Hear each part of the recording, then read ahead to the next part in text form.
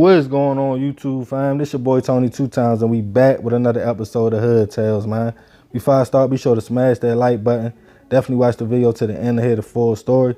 Let's get right into it. All over the world, it's young couples that's living life, and a lot of them are making big moves. Whether you want to call that being a power couple or just being compatible. But on another side of that are some women who might not have the best upbringing or might just be weak for men and put themselves in messed up situations thinking that is love. And while some eventually wake up and get out the situation, some feel as though they gotta ride or die and end up in a life or death situation. And on this episode of Hood Tales, I will be taking it to Louisiana and discussing the case of a young man and woman that left an 82-year-old woman gone. According to sources, Roy Narcisse, at the time 25 years old, and Kiana Williams, also 25, were in a relationship. The young couple was said to be loving and trying to figure out life. Allegedly, Roy wanted to figure out an honest way to make a couple dollars.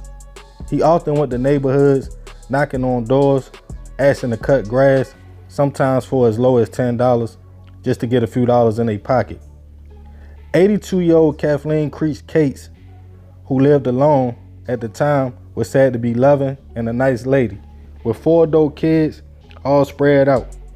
The older lady had just retired from her job 1 year earlier, but was able to get around good without any help.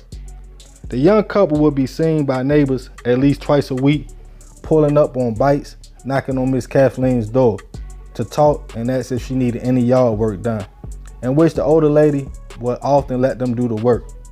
So on a Tuesday evening, when residents saw Roy and Kiana in the yard, they thought nothing of it.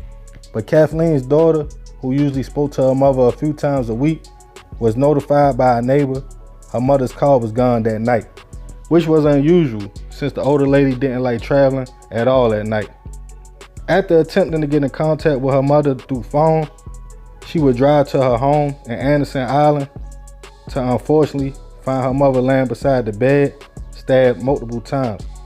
As police arrived, they pronounced Miss Kathleen didn't make it and quickly realized her 2005 Honda Accord was missing. And after talking to neighbors, they stated they saw the young couple doing the yard work earlier that day, and they even left their bikes. Shreveport police will put out a bolo for the vehicle and the couple, as the community was upset and wondering who would hurt Miss Kathleen. But 2 days later, about 440 miles away in San Angelo, Texas, the car was spotted, and Roy and Kiana had the vehicle. They was taken into police custody. Roy eventually admitted they came up with a plan to take Miss Kathleen's car. Things got out of hand in the home as Roy stabbed and allegedly beat the victim. But the couple both left their bikes on the scene. At first looking at a capital murder charge, which in Louisiana is death, if it is proven that the hit happened in the commission of a crime or if the victim was over a certain age or under a certain age. Eventually, for telling all the details and to help Kiana get her charge reduced, Roy pleaded guilty to second-degree murder and was sentenced to life in prison. And for his agreement, Kiana's charge would be dropped to manslaughter because she never entered the home. She was sentenced to 35 years in prison, in which she got to do 85% of her time. She gave up her right to appeal. Rest in peace, Miss Kathleen. I send my prayers and condolences to the family. More of this story, they say love is blind, but don't be so caught up that you crash out over love. Just a joyride in a fantasy world after taking a life. Even though Roy did a real thing by taking the charge, Kiana still got 35 years, so it was too late. He shouldn't have involved her at all. So remember, we gotta succeed not to fail, so we won't be just another hood tale. Man, crazy story, man. Rest in peace, Miss Kathleen. You know, I did a story similar to this about 2 brothers and a friend, and this happened in Louisiana too, where it was also an older couple or older lady. She lost her life, you know what I mean? And it's like, I don't know if they feel like, you feel me, that'd be a quick lick. You feel me? You see that the older people live alone, they might got a couple dollars, but I don't even think they took nothing. I think they just wanted the car.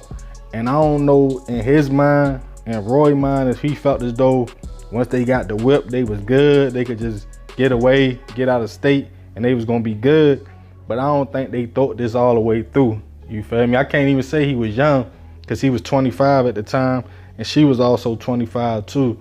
But he say she ain't come in the house. You know, he said things got out of hand with the lady.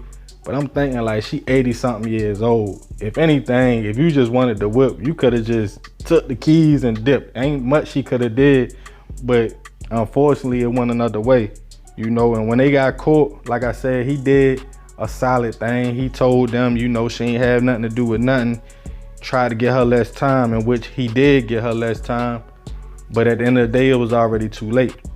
Because she still was with you, she still was in the commission of a crime, and she still got 35 years in prison, man.